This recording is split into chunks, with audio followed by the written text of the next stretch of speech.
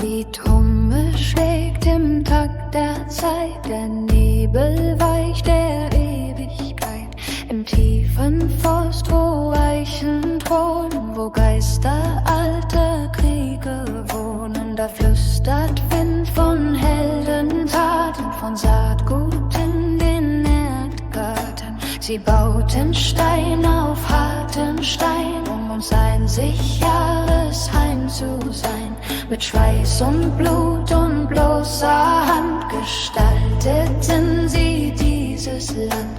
Wir wandeln auf den Pfaden fein, doch ehren kaum ihr Sein und Pein. O Ahnen, hört den Ruf der Erde, dass unser Herz nun säen werde. Lebt ab in Stolz und Gier und Neid, bevor die Natur nach Rache schreit. In euren Schritten liegt die Kraft, die neues Leben für uns schafft. Besinnt euch auf die alte Macht, Bevor der Zorn im Wald erwacht.